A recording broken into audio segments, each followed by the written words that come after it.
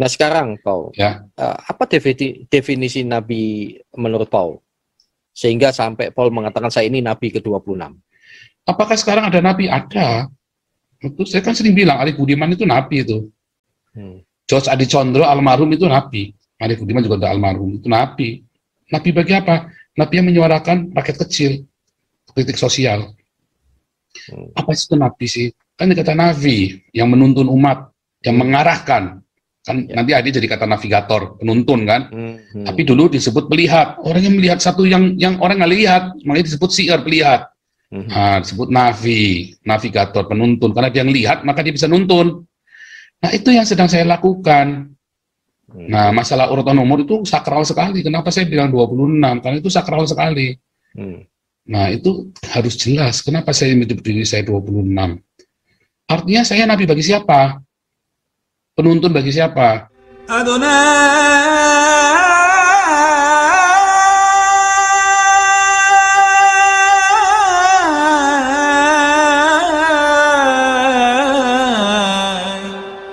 Eloheinu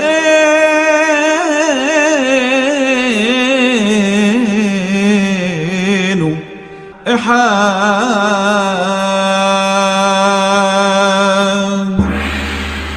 Shalom sahabat, senang bisa berjumpa dengan IKIM, Iman Kristen Indonesia menjawab. 100% Kristen, 100% Indonesia. Sofi is the best way. Saat ini saya bersama sahabat lama saya yang cukup viral dan cukup menghebohkan di dunia dan akhirat. Namanya Paul Sang. Apa kabar Paul? Luar biasa. Shalom. Shalom. Langsung sahabat saja. Saya, Pastor Heri. Anda ini saat ini bikin gonjang-ganjing di dunia persilatan ini, terutama statement Anda sebagai Nabi ke-26. Tolong jelaskan kepada saya maksudnya apa? Apakah Anda itu memang ngaku-ngaku seorang Nabi yang setara dengan Nabi-Nabi terdahulu? Silakan. Tergantung ini perspektifnya. Emang di Kristen ada berapa Nabi sih? Mau profesor teologi, mau siapa juga, biar bapak gereja siapa juga nggak bakal bisa sebut tuh. Ya kan, nggak bakal bisa jawab. Memang itu bukan pertanyaan buat dijawab, karena memang nggak ada yang bisa jawab. Di Kristen ada berapa nabi, nggak ada yang bisa jawab. Bapak gereja lah, Athanasius lah, nggak bakal bisa jawab. Siapa yang bisa jawab? Petrus saja ditanya berapa nabi aja belum tentu bisa jawab, Rasul Petrus, ya kan? Nah, sekarang kalau ditanya nabi ke-25 di dalam Kristen siapa sih? Nggak akan ada yang bisa jawab. Tidak ada orang Kristen bisa jawab nabi ke-25 di dalam Kristen siapa. Yang bisa jawab saya kasih uang udah 1 miliar. Nggak akan bisa jawab, karena itu bukan pertanyaan untuk dijawab. Jadi kalau ada orang Kristen terus berfantasi kemana-mana tentang kenabian saya, ya, saya kira dia sekolah minggunya mungkin belum lulus, ya kan. Nah, yang kedua, apakah saya benar-benar nabi? Iya dong, masa bohongan? Nggak boleh bercandaan, ya kan? Itu dalam perspektif yang bagaimana, Paul? Makanya semua orang punya perspektif. Nah, makanya sekarang saya tanya, selalu jawaban itu kan jawabannya adalah sebuah pertanyaan-pertanyaan. Ya, saya kan lagi belajar ancient Hebrew. Tidak ada pertanyaan yang jawabannya bukan pertanyaan. Di dalam tradisi Ibrani itu orang bertanya, jawabannya pasti pertanyaan, yaitu pertanyaan untuk diri sendiri, untuk kita jawaban yang baik itu bukan sebuah jawaban ending benar salah. Nggak ada dalam tradisi Yahudi itu tentang benar salah itu nggak ada. Adanya pertanyaan dijawab dengan sebuah pertanyaan baru.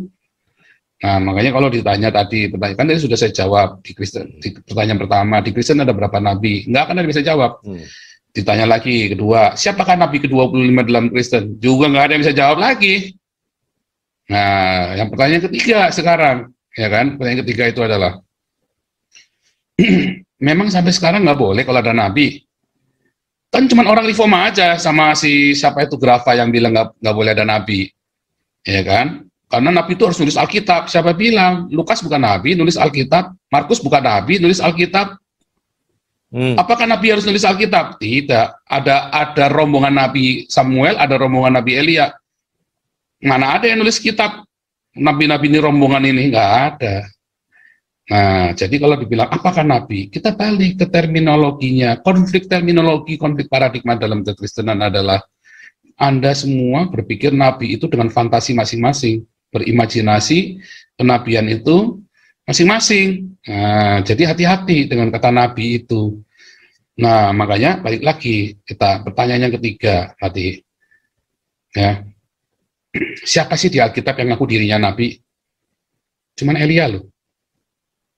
Di Alkitab yang ngaku dirinya aku adalah nabi, gitu ya. Cuman Elia. Kenapa? Waktu dia lagi perang. Maksudnya perang, dia sedang memerangi nabi-nabi Baal. Lawan nabi Baal. Aku adalah nabi dari Yehova Elohim, ya kan? Karena untuk membedakan. Tetapi dari zaman Musa pernah nggak bilang aku adalah nabi? Seluruh orang Israel menyebut Musa nabi, tapi padahal yang nabi yang pertama itu siapa? Samuel kan yang disebut nabi kan? Ya. Ketika Musa di dalam Ulangan 18 itu cerita, nanti akan kalau aku bangkitkan seorang seperti kamu, ya nabi seperti kamu, yang dibangkitkan siapa? Samuel loh. Yang pertama kali disebut di dalam Kisah Rasul itu Samuel, nabi yang pertama. Ya. Bukan Adam. Jadi Musa itu, ya, kemudian langsung Samuel lompat. Apakah Samuel mengaku dirinya nabi? Nggak ada. Cuman Elia yang ngaku dirinya nabi. Zaman itu orang ngaku dirinya nabi itu cuma apa? Nabi palsu yang ngaku dirinya nabi kan? Bahkan Yohanes Pembaptis saja, apakah kamu nabi? Bukan. Apakah kamu Elia? Bukan. Loh kan? Malah bukan, nggak berani dia. Padahal seluruh Israel, seluruh orang Yahudi menganggap Yohanes Pembaptis adalah nabi. Disebutkan. Ya, jadi maafkan kalau saya ada salah beberapa ini ya data, tapi setahu saya itu begitu. Hampir tidak ada nabi-nabi itu ngaku aku adalah nabi. Nah sekarang, Paul, ya. Apa definisi nabi menurut Paul? Sehingga sampai Paul mengatakan saya ini nabi ke-26. Nah, makanya kan belum selesai tadi. Makanya, ya kita lihat, mengapa tiba-tiba bisa ada orang ngaku dirinya nabi? Ya kan? Mengapa bisa tiba-tiba orang ngaku dirinya nabi? Dan pertanyaan kan tanda ajaib apa sehingga dia bisa disebut nabi? Ya kan? Apa yang dia bawa? Nah, makanya saya bertanya, semua orang-orang yang ngaku-ngaku nabi itu, yang buka tambunan, siapa lagi itu ya, saya bilang, jangan berebut angka dengan saya. Itulah sebabnya paten nabi ke-26. Berani ngambil alih nomor saya kutuk jadi kodok dalam tempurung. Tetapi dalam arti apa? Dalam arti sebenarnya harusnya ngerti dong. Nah itulah, ngaku-ngaku doktor teologi apa segala macam, tapi goblok-goblok. Kenapa goblok? Karena kalian tidak berpikir secara holistik. Anda hanya berpikir benar salah, ya. Langsung Anda nggak ngerti, ujuk-ujuk cuntrungan begitu. Anda harus mengerti. Apakah sekarang ada nabi? Ada. Itu saya kan sering bilang, Arif Budiman itu nabi itu. George Adi Condro almarhum itu nabi. Arif Budiman juga ada almarhum, itu nabi. Nabi bagi apa? Nabi yang menyuarakan rakyat kecil, kritik sosial. Apa itu nabi sih? Kan dikata nabi yang menuntun umat, yang mengarahkan. Kan nanti ada jadi kata navigator, penuntun kan. Tapi dulu disebut pelihat. Orang yang melihat satu yang orang nggak lihat, makanya disebut siar, pelihat. Disebut navigator, penuntun. Karena dia ngelihat, maka dia bisa nuntun. Nah, itu yang sedang saya lakukan. Nah, masalah urutan nomor itu sakral sekali. Kenapa saya bilang 26? Karena itu sakral sekali.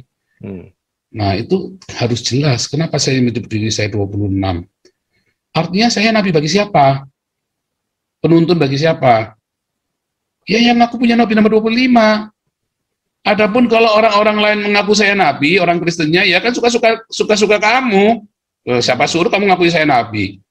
Orang saya nggak pernah ngaku diri saya nabi Kristen kok. Nah, kalau kamu mengakui saya nabi kan suka-suka kamu, kan orang yang lihat, saya kan nggak pernah ngaku nabi Kristen. Hanya nah, nabi 26 aja ya. Itu harus, teman-teman itu harus mengamati. Iya, dan itu khusus nabi 26. Khusus, nggak boleh diganggu gugat. Gitu. Walaupun tanpa hak paten. Apa yang membuktikan Anda adalah seorang nabi 26? Nah, buktinya adalah tanyakan kepada nabi ke-25. Buktinya dia nabi ke-25 apa? Itu bagaimana saya mau tanya? Itu. Semua yang Anda tanyakan kepada saya, semua yang Anda ragukan terhadap saya, itu sudah pernah diragukan kepada nabi ke-25. Nah, jadi semua keraguan Anda, semua pertanyaan Anda itu sudah pernah ditanyakan kepada Nabi ke-25. Nah, jawaban saya nanti seperti Nabi ke-25. Begitu. Apa itu? Ya banyak, ya kan. Buktinya kamu Nabi apa? Ya pokoknya Jibril nemuin saya. Saksinya siapa? Ya suka-suka saya, ya saksinya saya sama Jibril. Nah, kalau saya tanya sama orang yang di Zoom saya kan pasti, oh saya saksinya, semua kan ngaku saksi semua kan. Nah, tapi kan itu balik lagi suka-suka saya kan. Nah, balik lagi semua keraguan Anda terhadap saya tanyakan kepada Nabi ke-25. Saya dapat jawaban apa? Ya, mujizatmu apa? Nah, tanya sama Nabi 25 mujizatnya apa? Ya, itu kan ada semua ditulis sama pengikutnya Nabi ke-25 itu kan suka di live YouTube dan di Facebook itu kan banyak kan, di internet juga banyak. Bukti-bukti kenabian Nabi ke-25. Nah, itulah bukti saya juga sama. Bedanya cuma satu saja saya kalah. Ya, saya istrinya cuma satu ya. Sama tompel, saya nggak punya tompel. Nah, itu aja. Tapi saya punya yang lain. Nah, gitu kan. Nah, jadi itu main-main ya, itu saya serius loh. Bukan penistaan agama, bukan. Jadi banyak orang bilang ini penista agama. Enggak, ini saya hanya membalikan logika berpikir orang-orang beragama. Inilah logika berpikir orang beragama, ya kan? Jadi kenapa saya ditanyakan begitu itu sama. Yesus pun ditanya hal yang sama. Buktinya apa? Kamu tuh Mesias. Loh, ditanyakan dong apa? Bukannya malah langsung dirajam pakai batu kan? Tanya dong, kamu apa? Dijak ngomong dulu kan? Bahkan orang Yahudi saja ditanyain dulu loh. Buktinya apa, ininya apa, segala macam. Ya kan? Nah, bedanya kalau Tuhan Yesus akhirnya disalib, kalau Nabi ke-25 akhirnya yang berani nanya ke Nabi dia digorok. Yang berani meragukannya, awas masuk neraka loh. Nah, kan digituin kan? Nah, itu sangat berbeda dan itulah logika beragama. Dan Yesus tidak pernah ngaku-ngaku dirinya Nabi loh. Aku adalah Nabi, nggak pernah loh. Tapi kan semua umat di dunia, ya bahkan orang Kristennya sendiri terframing Yesus adalah Nabi. Padahal Yesus aja nggak pernah ngaku dirinya Nabi, ya kan? Tetapi kan hampir semua orang Kristen di dunia, hampir semua yang mainstream percaya Yesus adalah Allah. Bahkan nggak bisa salah, kamu masuk neraka, bidat sesat, kan begitu kan? Ya. Memang, jadi jawabannya memang begitu, nggak bisa cuman nggak bisa benar salah, hitam putih, nggak bisa begitu doang. Memang ini agak-agak membingungkan ya kalau kita tangkap secara simpel. Memang ini agak membingungkan kalau ditangkap oleh orang-orang yang berpikiran simpel. Korelasinya bagaimana ya antara 25 dan 26 dan 25 ini? Korelasinya ya tergantung apa korelasinya, sama-sama manusia, ya kan? Sama-sama mau apa, sama-sama pintar, apa sama-sama ngawur, nah, kan tinggal begitu kan? Sama, korelasinya adalah persamaan, sama-sama pintar atau sama-sama ngawur, gitu aja kan? Sama-sama benar atau sama-sama ngibul, gitu kan? Sama pokoknya, sama-sama benar atau sama-sama ngibul, dah gitu aja kan? Gitu nah, kan sekarang tergantung. Nah, kalau masalah umat saya lebih banyak. Kalau dulu zaman Nabi ke-25 masih hidup, umatnya cuma 10.000. Zaman saya hidup umatnya 50.000. Beda kan? Gitu, saya lebih banyak jadinya. Dan terus bertambah ya. Iya. Kalau masalah pendidikan saya jelas lebih pandai. Kalau pendidikan ya dong, saya bisa 5 bahasa kok. Kalau Nabi ke-25 kan cuma bisa 1 bahasa doang. Nah, itu jadi harus ngerti, harus tahu mengapa harus pakai angka. Wajib itu. Oh, hati-hati itu angka keramat itu, dan kalau mau rebutan nomor lotes 26 saya kutuk jadi kodok pokoknya. Oke, Paul, gitu. Pertanyaan saya. Lanjut. Jadi apakah ini bisa saya simpulkan bahwa ya suka-sukanya Paul dong mau bilang lagi ke berapa? Apakah begitu? Iya, ini kan kita hak untuk berbicara, hak untuk berekspresi. Saya mau bilang saya nabi kek, mau bilang saya Tuhan kek, suka-suka saya kan. Sekarang siapa yang dirugikan kalau saya bilang saya Nabi ke-26? Siapa yang dirugikan coba? Tapi ada yang merasa dinistakan. Bandingkan dengan orang Islam yang ngebom gereja, bandingkan dengan orang yang di New Zealand itu. Orang yang di New Zealand itu kan ada yang siapa itu orang bule yang nembakin di masjid itu kan. Kalau saya ngaku Nabi ke-26, yang dirugikan siapa? Kalau dinistakan berarti kan perasaannya dia rapuh kan. Siapa suruh kamu mudah tersinggungan? Orang tersinggungan itu rezekinya pendek loh. Ya kan? Oh, saya menistakan siapa? Orang Nabi ke-25 saja berani ngomong bahwa Tuhan saya bahwa Yesus bukan Allah kok. Berani ngomong, ya kan? Itu kan menista saya juga. Nabi ke-25 berani ngomong Yesus bukan Allah. Nabi ke-25 berani ngomong Yesus tidak disalib. Oh, itu penistaan besar terhadap apa yang saya percaya. Nah sama, saya itu menista apanya? Saya kan cuma bilang Nabi ke-26. Ya, kalau saya berkata tambah-tambahan lain, itu saya hanya fakta. Itu semua fakta-fakta. Nyatanya, istri saya cuma satu, Nabi ke-25 itu istrinya banyak. Kalau orang mau kawin istri banyak kan didahului dengan apa? Dengan pikiran yang cabul kan? Kalau nggak mungkin dia kawin. Misalnya nih, kenapa Nabi ke-25 nggak kawin nenek usia 60 tahun, 70 tahun aja? Yang dikawini muda-muda semua. Berarti kan ada pikiran cabul, ada syahwat dulu. Itu kan cabul, pornea. Kalau saya kan enggak, isinya satu. Nggak kepengen. Karena apa? Saya jaga. Makanya saya berani bilang kelengkapan-kelengkapan yang lain. Nah, saya pernah bunuh orang? Nggak pernah. Nabi ke-25 sering bunuh orang. Siapa yang pernah? Iya, tapi kan dia suruh orang bunuh. Dia memang nggak pernah bunuh orang, tapi dia suruh orang bunuh. Sama saja. Bunuhlah kafir dimanapun. Ya, itu kan bunuh. Tapi itu perang, Pak. Nah, makanya saya Nabi ke-26 nggak pernah ngajak perang orang. Gitu ya kan? Nggak pernah ngajak, yuk perang di sana. Saya malah bilang apa? Yuk kita kasih makan NTT, yuk kita kasih makan orang miskin, entah itu Buddha, Hindu, Islam, Kristen, agama, tetap tolong jangan peduli agamanya. Kan begitu kan? Nah, beda. Nah, kalau Anda merasa dinistakan, Anda berarti Anda sensitif, orang-orang demikian ini orang-orang kerdil pikirannya. Baperan. Ya ada orang mengaku dirinya Yesus kok. Saya juga nggak marah. Suka-suka dia mengaku Yesus juga nggak apa-apa. Malah dia mengaku bapaknya Yesus, ya boleh-boleh saja. Nah, terus ada orang bilang, wah saya mengaku Yesus, kamu sembah saya. Nah, kamu disalib dulu, kalau 3 hari kamu bangkit, saya pertimbangkan. Kan begitu kan?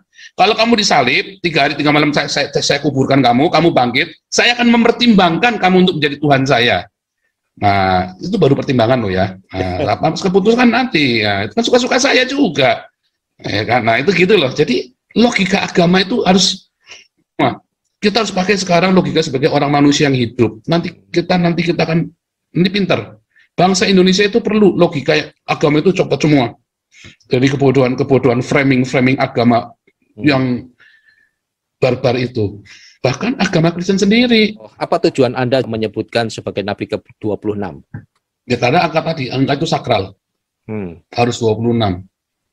Tujuannya sakral adalah untuk meluruskan, untuk membongkar. Untuk meluruskan semua kesesatan ini sakral di dunia buat ini. Anda ya. Bahkan terhadap umat Kristen sendiri. Oh, ini buat semua. Ini adalah suara kenabian ini. Nabi ke-26. Nah, orang kaget semua kan. Dan harus 26. Harus urutannya 26. Karena? Gitu. Karena tadi ada persamaan korelasi tadi kan. Sama-sama pinter, sama-sama goblok. Makanya itu pentingnya. Oke. Ya. Sekarang kenapa Anda begitu berani, bahkan banyak juga mengatakan Anda itu terlalu gegabah kalau sampai berani nantangin orang tuh, siapa yang bisa melaporkan ke polisi bahwa ini sebuah penistaan? Nah, itu dia. Nah, itu harus diamatin. Pokoknya sekali lagi jangan sampai salah. Ya, itu media-media banyak ngomong menantang polisi. Oh, nggak berani saya nantang polisi. Jangan, sama polisi dimanapun di dunia saya nggak berani nantang. Kenapa? Roma 13 ayat 1. Ya, kita harus menghormati. Tetapi untuk oknum-oknum polisi, saya nggak urusan, kita berani. Termasuk kenapa saya dulu berani bikin fotonya Gus Yakut yang tidak senonoh, karena dia hanya retorika, ya kan? Nah, saya telanjangi dia, itu adalah bahasa sebuah satir di dalam gambar retorika. Saya telanjangi dia, ini nggak bisa apa-apa kok. Menteri Agama dia coba gara-gara baca ayat Alkitab terus kalian orang Kristen GR begitu, cuma dibacain ayat Alkitab aja seneng bener. Nyatanya gereja tetap ditutup di Jombang, terus GPDI kemarin ada satu GPDI kemarin dimana saya lupa kotanya itu ya, ditutup juga. GKI Yasmin yang sudah konstitusinya udah jelas, ya dokumennya itu kan namanya konstitusi jelas, namanya sesuai konstitusi namanya kan, itu aja tetap belum dibuka. Harus yang ngapain? Pertanyaan lagi, dia pasukannya Banser itu membela gereja ya? Karena saya tanya, ketika gereja ditutup Banser di mana? Makanya saya balik lagi, saya bukan menantang polisi loh ya, bukan menantang institusi kepolisian. Saya menantang orang-orang yang bisa melaporkan saya. Jadi ada kutipan-kutipan videonya. Kenapa saya menantang? Ada Karena kutipan video. saya diancam bolak-balik dari 2015. Saya diancam bolak-balik. Ya, saya bukan menantang polisi kan. Saya menantang orang yang bisa melaporkan saya. Saya kasih uang orangnya, bukan institusi polisi. Saya menantang orangnya. Kenapa? Karena mereka ngancam saya dari 2015 sampai sekarang udah 2021 dan 6 tahun. Ya, dari Amil Al-Qodri, Nandar katanya pengacara itu ya, Amil Al-Qodri katanya pengacara akta dan yang lain-lain. Tapi nggak ada semua laporan polisinya. Udah deh, kamu kurang duit, mungkin kamu kurang ngasih polisinya kali, ya kan? Itu kan kelewatan juga kalau polisinya mau bikin laporan komunikasi. Tapi kan ternyata yang bisa ngelaporin kan politikusnya PSI. Kenapa politikusnya PSI? Kan aneh kan? Kenapa harus politikus? Dan itu golongan Syihab pula, ya kan? Nah, golongan siap juga itu, golongan-golongan nggak jelas juga. Nah, pertanyaannya kan sebetulnya kan saya kan sedang membongkar kan kedok-kedok para kadrun bertopeng nasionalis kan, karena kan kebuka semua MUI, ya kan, mulai kebuka semua kedok kadrun bertopeng nasionalis, sosok nasionalis. Nah, pertanyaannya ya Waloni saja sudah ada laporan polisinya, Somad sudah ada laporan polisinya. Mana ada orang Islam masuk penjara karena penistaan agama? Coba sebut satu. Tak ada lah. Orang Kristen coba masuk UI rempel. Malah yang melaporkan dilaporkan. Nah, seharusnya harus fair. Polisi itu harus fair harusnya. Malah yang melaporkan Saifuddin malah di penjara sekalian. Nah, kan konyol kan? Malah konyol itu. Makanya harus jelas itu. Kita harus menghormati pemerintah. Ya, kita harus taat untuk dan taat pada pemerintah. Tetapi ya, bahkan Yohanes Pembaptis pun berani nuding mukanya Herodes loh, ketika berzina, ya kan? Nabi itu Nathan, ya tuding mukanya Daud. Kita boleh mengatakan tidak benar, tapi yang tidak boleh kita adalah memberontak. Makanya saya selalu ya, dan orang-orang Papua itu tidak boleh angkat senjata. Kamu hanya boleh berdiplomasi, tapi tidak boleh angkat senjata. Wah, saya menolak keras itu kekerasan atas memberontak itu. Makanya saya selalu merekomendasi teman-teman yang membangun Papua, ayo kalau Papua itu pandai, tidak mungkin Papua itu akan minta merdeka. Masalahnya Papua bodoh, miskin, dimiskinkan dan diperbodoh. Makanya mereka memberontak.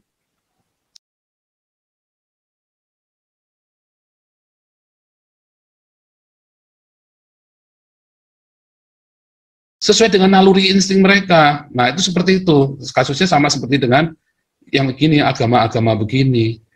Nah, kita boleh melakukan kritik terhadap pemerintah. Yang tidak boleh adalah kita memberontak kepada pemerintah. Gitu. Jadi beda ya. Kita apa? Polisi saya tantang, itu nggak boleh tuh. Usiaku, ayo saya tantang mulai, nggak boleh tuh. Usiaku ya misalnya kan. Nah, tapi kita boleh mengkritik dengan keras. Oh itu boleh itu. Kita tuding mukanya pun boleh. Oh itu tidak Indonesia, siapa bilang saya lebih Indonesia daripada kalian semua yang tinggal di Indonesia loh. Siapa YouTuber, siapa yang bikin setiap minggu kuliah Pancasila? Cuman saya lah. Tidak ada satupun YouTuber yang bikin kuliah Pancasila. Cuman saya yang cerita tentang Pancasila. Karena Pancasila itu satu-satunya yang bisa mempersatukan Indonesia.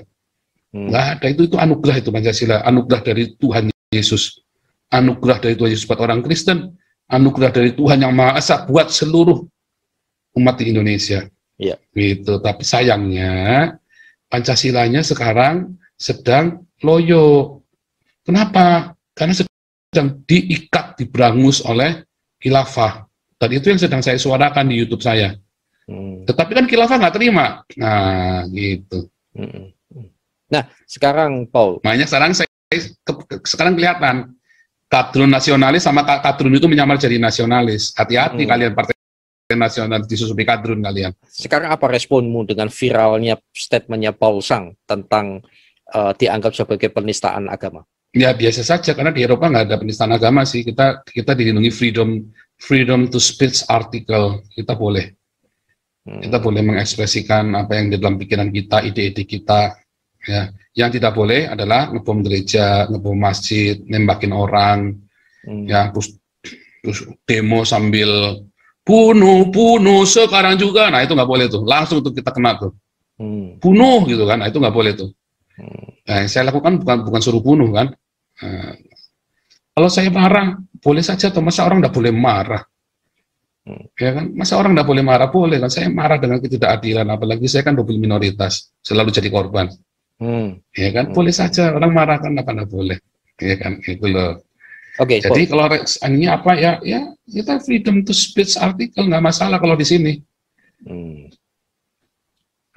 Sekarang banyak statement-statementnya Paul Sang yang begitu keras, bahkan terkesan kasar, bahkan banyak yang mengatakan kurang berhikmat. Anda tidak memikirkan dampaknya untuk umat Kristen di Indonesia? Dampaknya apa? Ya tentu, contoh statement ini kan membuat dampaknya apa? Dampaknya contoh apa yang terjadi saat ini. Anda kan di Eropa, banyak yang mengatakan begitu, sinisme terhadap Anda. Ya kamu di Eropa, seenaknya sendiri bicara. Tetapi kan dampak untuk di Indonesia ini, akhirnya Kristuber dan gereja dan seterusnya mengalami ketegangan. Gitu. Ada yang merasa demikian. Menurut Anda bagaimana? Kenapa harus tegang? Kenapa harus tegang? Kan pertanyaannya kan. Itu kan pertanyaan harus tegang. Kenapa harus tegang? Karena kalian takut. Kenapa kalian takut? Karena kalian nggak punya kasih. Berarti ada yang salah kan? Oh, tapi kan nanti ada pergolakan. Oh, saya banyak nggak ngerti yang kalian takutkan. Oh, nanti ada pergolakan. Nah, berarti kalian harus ngajarin.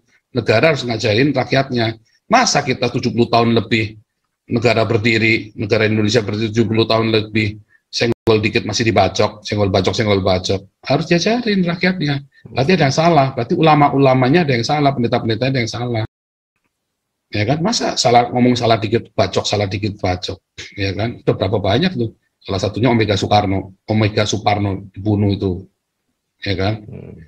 Itu pertanyaan itu kan bukan ditanyakan kepada saya, tapi justru ditanyakan kepada para pendeta. Kenapa kamu takut? Karena kamu tidak memberitakan Injil. Ya kan? Soalnya kan di Indonesia cukup sensitif sekali masalah hal-hal. Berarti ada yang salah dengan agama yang membuat kalian ketakutan, dan kalian sekalian juga ada masalah, dan mayoritasnya juga berarti ada masalah. Berarti agama mayoritas nggak benar dong kalau begitu. Coba lihat di Eropa, agama mayoritas kan Kristen, tapi orang Islam bahkan sampai Allahu Akbar, tembak dua orang itu tetap nggak ada sini orang Islam terus diapain gitu kan, dijarah di apa, nggak ada di sini di Eropa. Kenapa? Karena ada kedewasaan berpikir. Ya kan? Berarti kan ada yang salah dengan Indonesia. Justru kan itulah suara kenabian. Itulah sebabnya saya menyerukan suara kenabian ini. Penting itu, ya. Jadi harusnya introspeksi para ulama. 70 tahun negara berdiri tapi masih bego. Nah, itu kan harus dipikirkan. Hanya karena Islam mayoritas tuh saya nggak boleh ngomong begini. Ya nggak bisa juga. Saya sudah melepas warga negara Indonesia saya. Jadi saya ada di Eropa, saya dengan hukum Eropa, dan saya bukan berbicara atas nama negara manapun. Saya berbicara bukan atas nama agama apapun. Saya tidak berbicara atas gereja manapun. Saya berbicara atas nama diri saya sendiri yang di sini dilindungi kebebasan berekspresinya, dan saya melihat itu ada di Indonesia, kebobrokan itu. Loh, jangan campuri lagi dong. Oh, bukan masalah campuri, saya dulu jadi korban. Ya kan, kita minoritas itu selalu jadi korban, makanya saya menyuarakan ini. Ya, kalau kalian nggak mau disuarakan, terserah. Saya hanya menyuarakan suara saya sendiri. Saya kan mau ngomong apa saja kan terserah saya, boleh-boleh saja kan. Nah, kalau ada yang tersinggung misalnya, ya berarti ada yang salah dengan iman Anda. Loh, tapi kan nggak semuanya dewasa. Nah, berarti Anda gagal selama 70 tahun mendidik umat. Kan begitu kan.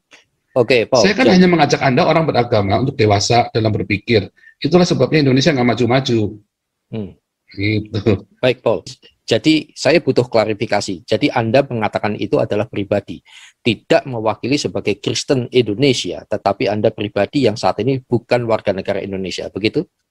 Iya, saya berkata-kata atas nama pribadi, bukan atas nama agama apapun, gereja apapun, atas kelompok apapun, atas negara apapun. Saya atas nama pribadi yang dilindungi di Eropa, hak saya ini. Iya, kebetulan saya berbahasa Indonesia. Apa tanggapan Paul Sang terhadap pelaporan aliansi ulama se-Jawa Timur? Ada beberapa aliansi yang melaporkan Muhammad Kc. Ya, itulah ketidakdewasaan di dalam beragamaan.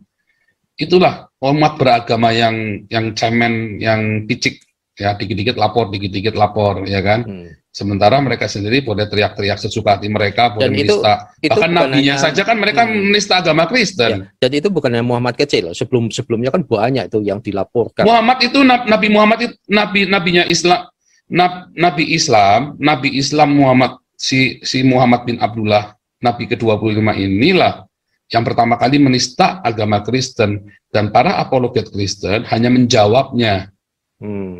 Ya kan? Nah, terus kalau kita menjawab semua penistaan agama yang dilakukan oleh Nabi agama Islam ini, Nabi ke-25 ini, masa kita nggak boleh? Kan kita boleh-boleh saja kan menjawab. Kenapa Anda menistakan bagi mereka sebuah masa cuma boleh si Muhammad dan para ustadz-ustadznya? Nah, sama bagi Muhammad kecil pun itu sebuah kebenaran, dan bagi saya pun sebuah kebenaran. Semua orang punya kebenaran sendiri-sendiri kan, berarti kan? Makanya di sini ada kebebasan berbicara. Kita boleh berargumen dengan keras tentang kebenaran yang kita miliki. Yang tidak boleh adalah saling bunuh, sampai apalagi saling ngancam sampai teriak-teriak bunuh atau segala macam, apalagi laporan polisi. Nah, itu kan cemen. Berarti kan kalian tidak bisa berdebat, kalian tidak bisa berargumentasi secara teologis. Lalu kalian pakai apa? Pakai power. Nah, itu biadab. Itulah saya sebut biadab itu. Jadi nggak salah dong kalau saya bilang nabinya biadab. Karena diekspresikan, ajaran nabi kalian diekspresikan oleh umat-umatnya ini. Bagaimana kita mau percaya nabi kalian nggak biadab, sementara kalian menggunakan otoritas kebiadaban itu terhadap yang tidak setuju dengan Anda. Dan itu pernah dilakukan juga oleh agama Kristen di zaman abad pertengahan selama 300 tahun. Ya, itu sama, itu kebiadaban menunjukkan sehingga citra Kristen sangat buruk di Eropa, ya kan?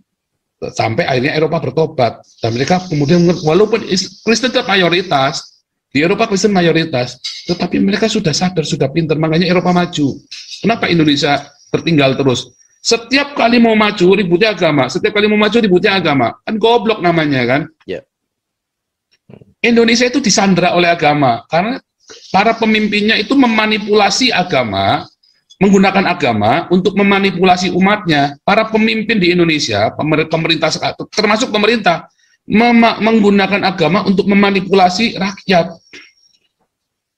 Bahkan para oposisi, dia menggunakan agama, termasuk isu tentang saya ini, yang digoreng, itu tujuannya buat goyang Jokowi endingnya nanti. Coba lihat. Kebetulan Kapolrinya Kristen. Nah, itu juga sama. Itu kan menjadi jebakan Batman. Ya, nah makanya kita berdoa supaya mereka diberi hikmat. Kebenaran tetap harus ditegakkan, tapi mereka juga harus diberi hikmat. Apakah saya merasa bersalah? Enggak. Ini kan hak saya untuk berbicara. Apakah saya mau memecah belah Indonesia? Balik lagi saya tanya, siapa YouTubers? Ulama mana? Pendeta mana? Yang selalu ngajarin Pancasila seminggu sekali, saya korbankan waktu 3-6 jam setiap hari Senin. 3-6 jam kita bicara tentang Pancasila. 3-6 jam coba untuk bicara tentang kebangsaan, tentang Pancasila yang diajar oleh Brigjen Purnawirawan Junias Tobing. Ngapain? Kadang-kadang nggak bisa dimonetasi, nggak bisa diuangkan videonya itu. Tetapi kenapa saya lakukan? Karena saya sedang mengajar ya kepada orang-orang yang saya tahu. Betapa salahnya, ya suka-suka saya kan boleh bebas berekspresi, ya kan. Nah, saya sedang mengajarkan kalian selama ini salah. Saya di Eropa begitu melihat Eropa, gila bener ini Eropa ya, keren amat, orang bisa menghargai, saling menghargai. Eropa itu lebih Pancasila dari Indonesia loh. Sila pertama, kedua nanya Malaysia, orang Eropa itu lebih religius loh, lebih religius. Cuman dibalik mereka menghormati orang yang sekuler. Orang Eropa lebih religius daripada orang Indonesia, lebih humanis mereka, kemanusiaan yang adil dan beradab. Mereka lebih humanis dan lebih beradab. Nggak ada orang karena beda agama dimasukkan penjara, karena pindah agama masukkan penjara, masjid dibakar. Nggak ada di sini begituan. Itu hukumannya berat sekali. Nggak cuma, dan memang kamu udah terdeteksi. Bahkan kemarin di Berlin, ya semasa COVID, orang Islam kan masjidnya tutup, bangkrut karena kan mereka nggak punya maintenance, uang buat maintenance. Mereka disuruh sholat di ini loh, selama Ramadan itu sholatnya di dalam gereja loh di Berlin itu. Ayo, betapa kemanusiaan dan beradabnya mereka, betapa mereka berketuhanan, yang Maha Esa, agnostik. Karena di sini kan agnosticism ya kan. Mereka bukan ateis loh, salah kalian orang Indonesia menganggap orang Eropa ateis. Orang Eropa itu agnostik. Ada Tuhan, tapi bukan Tuhan yang kamu sembah itu. Beda. Tuhan yang kamu sembah itu biadab, termasuk Tuhan yang agama dalam tanda kutip Kristen. Kenapa? Karena zaman Zwingli itu bunuh orang Mennonite berapa banyak tuh. Sama orang Islam berapa banyak yang bisa dibakar, dibom atas nama agama. Makanya mereka bilang enggak, Tuhan itu banyak seperti itu. Kenapa? Karena agama gagal mengajarkan agama. Makanya di Eropa ada orang-orang Kristen yang disebut niet-believing Kristen dalam bahasa Belanda ya kan, atau Kristen without confession. Kenapa? Artinya mereka Kristen tapi mereka bukan beragama. Kristen tanpa agamawi. Kristen tanpa agama. Nah, itulah saya. Saya pengikut Kristus tanpa agama. Dan saya setuju dengan itu. Sehingga ajaran Kristus itu bisa masuk ke semua agama, ke semua kelompok, ke semua ras, tanpa harus mengubah kulturnya mereka. Kalau sekarang kan di Indonesia kan kulturnya udah jadi Arab. Indonesia sudah pasti kulturnya udah jadi Arab, udah pasti itu nggak bisa bohong. Enggak, bohong kalian kalau bilang enggak. Ya kan? Indonesia sudah jadi Arab Indonesia itu. Nah, itulah bedanya menjadi bertuhan tanpa beragama. Makanya kan sila pertamanya kan bukan keagamaan, tapi kan ketuhanan. Karena kita bertuhan, bukan beragama. Nah, itu salah. Makanya kalau agama di KTP itu ngawur sekali. Agamanya apa? Nah, itu salah. Orang Eropa itu agnostik, bertuhan loh, bukannya nggak bertuhan loh. Mereka bertuhan. Ada satu majelis di gereja tempat anak saya tuh di waktu di Belanda atau di Jerman itu ya dulu. Waktu anak saya di Jerman itu. Ada satu majelis, dia ateis, dia agnostik. Jadi dia majelis gereja, tapi dia tanya, I believe in God, but not Jesus. Loh, ya Jesus is only the figure, hanya tokoh yang baik buat dia. Tapi ya sama dengan Muhammad, sama dengan yang lain-lainnya, anggap aja sama gitu, hanya tokoh. Saya percaya hanya Allah. Tapi dia tidak suka dengan Muhammad. Memang dia nggak suka gitu ya. Dia tidak suka dengan Muhammad, tetapi dia tetap ya pokoknya itu tokoh, ada sebuah tokoh aja. Masalah dialah yang nggak usah. Pokoknya saya hanya percaya pada Allah dan bukan Allah yang di agama-agama itu. Lalu kenapa kamu ke gereja? Ya itu komunitas. Bagus kan? Menurut saya itu bijaksana sekali, walaupun saya tidak setuju, tapi itu bijaksana. Sehingga dia tidak anti kepada agama lain. Apakah saya anti dengan Islam? Ya tidak lah. Kalau saya anti dengan Islam, nggak mungkin saya terus membaptis orang, kasih makan orang Islam, ya kan? Nggak mungkin lah, ya kan? Saya tidak pernah benci orang Islam, tapi saya tidak suka dengan ideologinya. Itu beda banget. Oke, baik. Paul, apa yang Anda lakukan terhadap orang Islam di Eropa? Saya punya banyak teman orang Islam di Eropa, dan mereka baik-baik. Ya. Namun tidak dipungkiri bahwa orang Islam yang baik ini ternyata mereka pun agnostik. Orang Islam yang agnostik. Mereka masih nggak sholat, masih. Kenapa sholat? Ya itu ritual yang buat mereka itu adalah sebuah tradisi. Seperti orang Bali bikin canang. Apakah mereka selalu percaya? Belum tentu. Mereka bikin canang belum tentu percaya. Tapi itulah ritual, itulah budaya mereka. Dan mereka menghormati budaya, menghormati diri mereka dengan menghormati budaya. Nah demikian juga dengan orang-orang Islam ini. Mereka masih pakai jilbab. Ya jilbabnya udah nggak wajib yang bagaimana lagi. Buat mereka itu hanya kultur. Itulah sebabnya mereka bisa bersalaman dengan kita, mereka bisa duduk bareng sama kita, makan bareng sama kita, ya kan? Bisa bercanda dengan kita. Bahkan teman-teman anak saya banyak yang masih Muslim, dan mereka baik-baik, karena mereka tidak mabuk dengan agama, mereka sudah lelah dengan agama. Mereka sudah lelah. Tapi orang-orang Islam yang masih ini ngotot dengan agamanya, oh biasanya mereka tidak baik. Serius.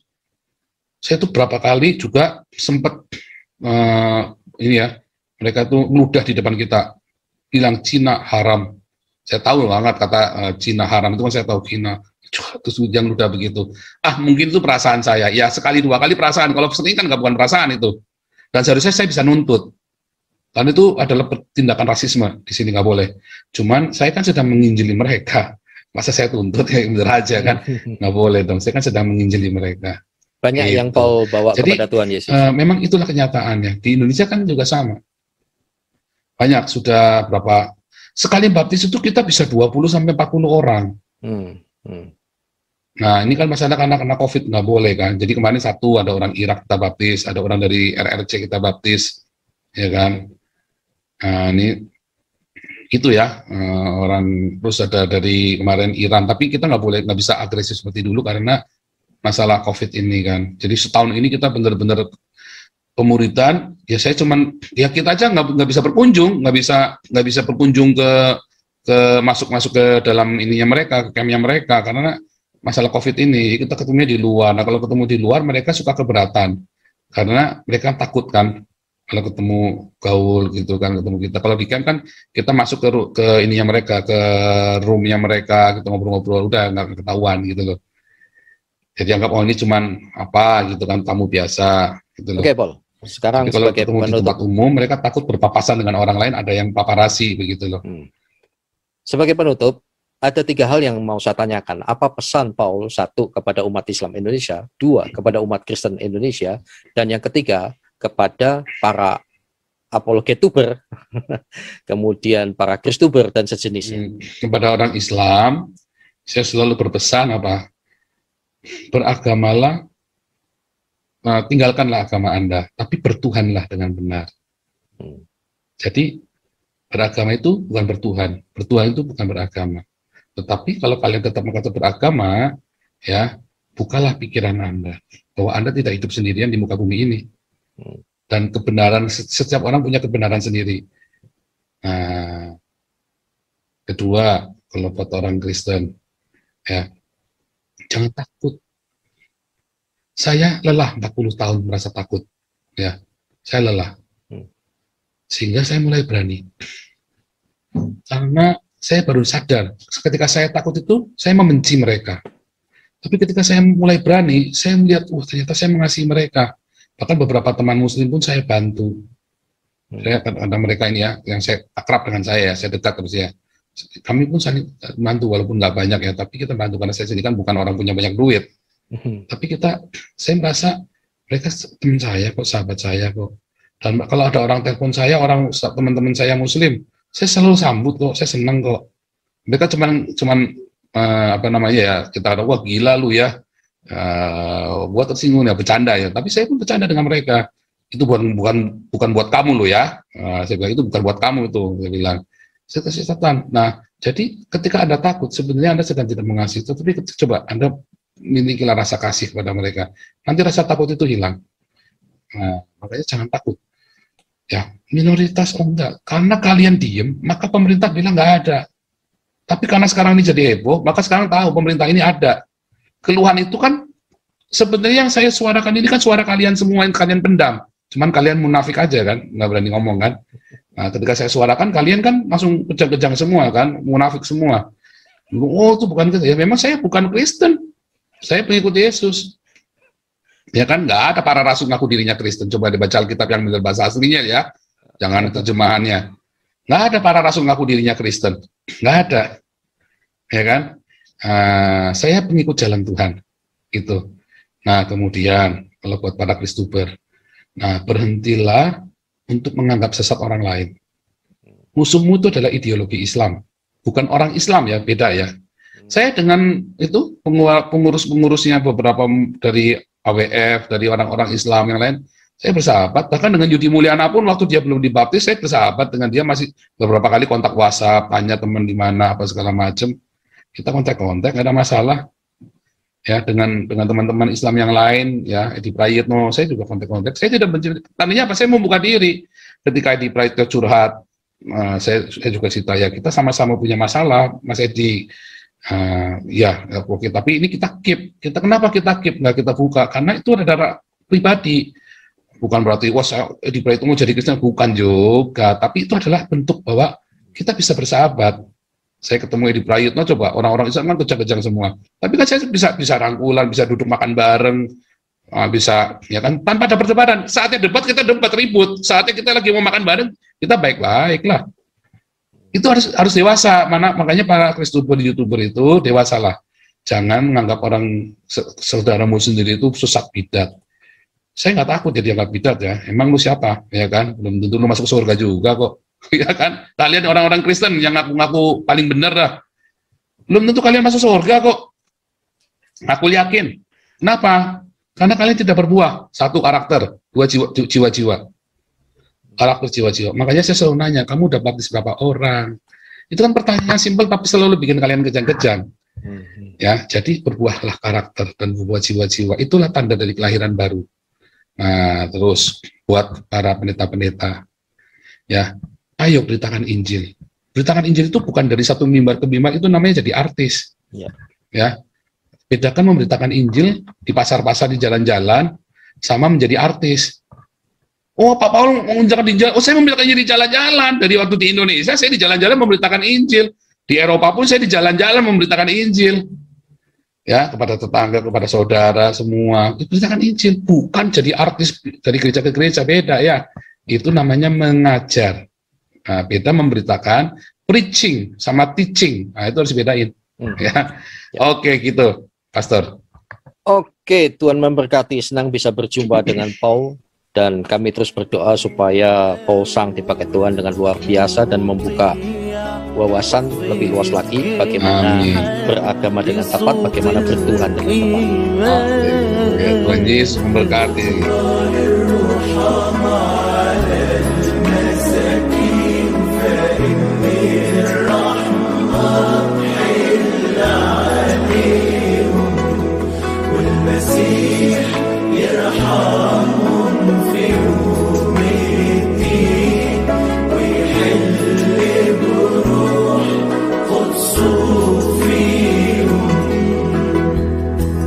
بدر بالصوم النقي المبرور